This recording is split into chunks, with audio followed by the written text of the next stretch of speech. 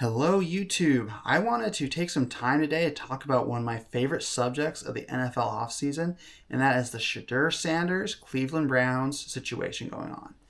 So, for those who don't know, the Cleveland Browns selected Shedeur Sanders in the 5th round of this year's NFL draft. And just recently, on June 5th, Shedeur Sanders got pulled over for speeding. And according to the police report, he was going 91 in a 65-mile-an-hour speed zone. And he had a court date scheduled for June 16th, which he missed. And then on June 17th, he was pulled over again for speeding, this time going 101 miles an hour in a 60-mile-per-hour zone.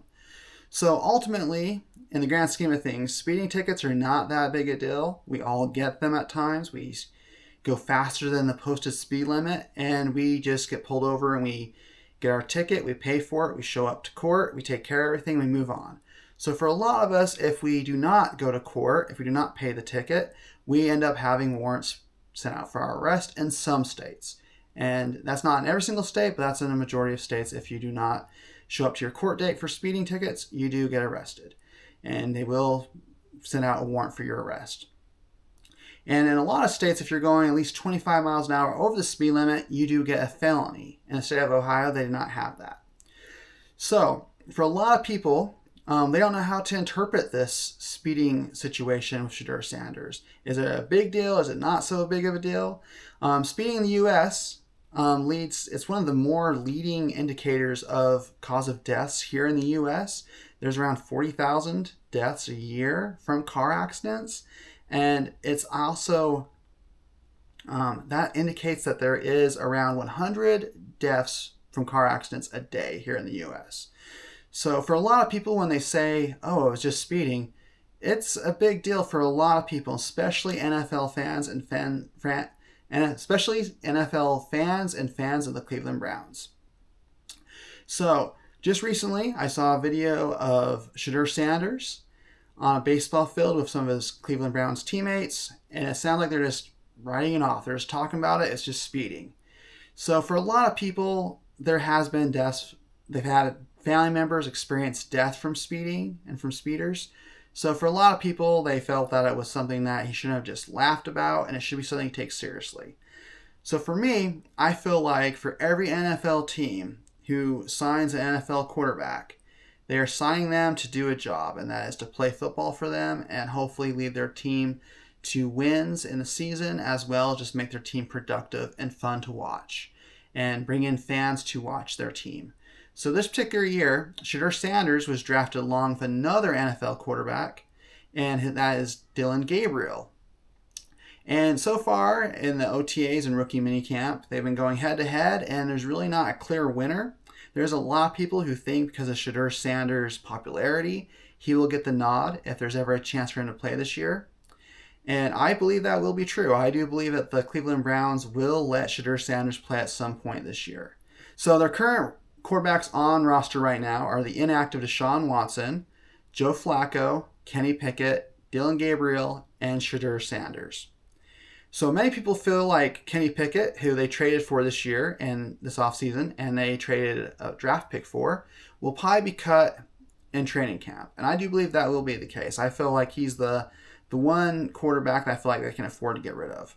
Now, I do believe Joe Flacco will be the starter at the beginning of the season when they play the Bengals and the Ravens. I don't know how long he'll be the starter for, because he does have a long history of being injury prone, and he's at that point in time in his career where he is not expected to finish an entire season. But he did have success at the very end of the 2023 season, where he did start for the Cleveland Browns and did lead them to the playoffs. So you do have to take that into consideration. He does know this offense. He does know the head coach, Kevin Stefanski, and how he likes to run his offense. So that is a big deal for quarterback needing teams. Now, of course, at the end of the 2023 season, Flacco was let go, and a lot of people speculate that it was because Deshaun Watson did not want to have to compete with Joe Flacco for the starting quarterback job. I believe that is true. I do believe that you don't want to have any friction with your franchise quarterback when you do have another quarterback on the bench that the fans will be parading for to come in if anything goes wrong. So this season, I do feel like it will be Joe Flacco as the starter and Shedeur Sanders as the second string quarterback, and Dillon Gabriel as a third string quarterback.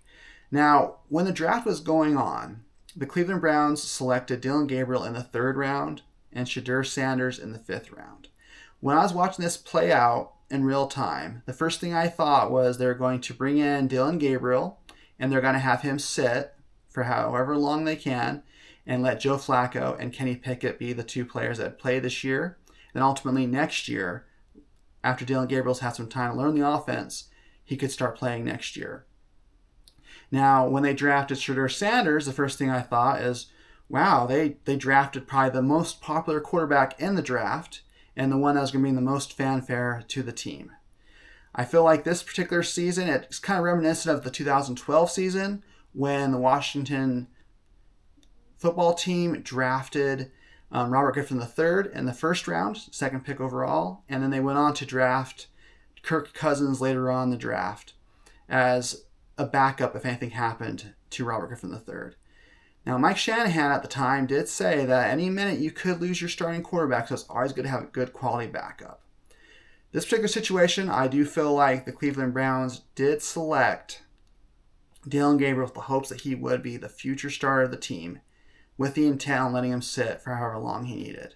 I do feel like they did draft Shedeur Sanders because they wanted to have a good backup if anything happened, as well as have someone that the team could talk about. I do believe that Shedeur Sanders will be given the starting job, that their plan will not be as they originally thought because they did draft Shedeur Sanders, and that Shedeur will be the starter at some point this season. And ultimately, they'll still give Dillon Gabriel a chance to develop and become the starting quarterback if Shedeur Sanders fails this year or at the beginning of next year. So that brings on the question of, is Shedeur Sanders already failing in Cleveland? Is he already getting to a point where he's losing respect in the locker room and the media is no longer on his side as far as supporting him? I do feel like the media will continue to support Deion Sanders' son, Shedeur. He'll still be the main draw. They'll still be pulling for him to play. But I do feel like with these speeding allegations, they will be aware of everything he does, and he will be in the spotlight. And if he does have another issue come up this year, I do feel like that could be bad for him. He is a 5th round draft pick, so his contract is not fully guaranteed. He's only guaranteed like $400,000 in payout this year, as opposed to Dillon Gabriel has a guaranteed contract for this year. So that is something to consider. I ultimately feel like with it still being the offseason, there's a lot that can happen in training camp. One of the 4 quarterbacks could pull away as the definitive starter. I don't see that happening. I do think it is Joe Flacco's job to lose.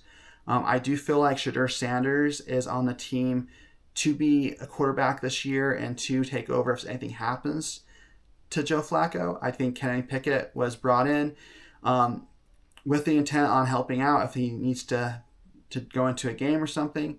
But I feel like he will be cut sometime in the training camp or traded. And I feel like Dillon Gabriel's job this year is going to be either the 3rd string quarterback or being demoted to the practice squad, but he will probably still be on the team in case they need him this year.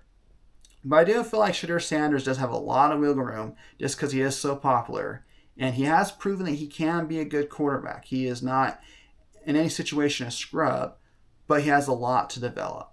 Now, luckily for him, Kevin Stefanski has been a great head coach for the Cleveland Browns. Before he got there, the last time they had a winning season was 2007. And the last time they had a playoff win was like 1994. And he brought both of those in 2020 when he first got there, or his first season where they made the playoffs, and then again in 2023. He has a proven background of being able to run the football and having a really good offensive line in Cleveland. So I do feel like that's going to benefit him quite a bit this season.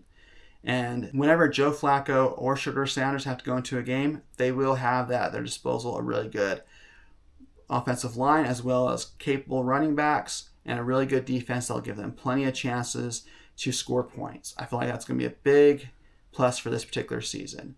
And I do think there will be a lot of success. I don't know if they'll make the playoffs, but there will be a lot going this particular year because Kevin Stefanski has proven that he can have successful seasons with the Cleveland Browns.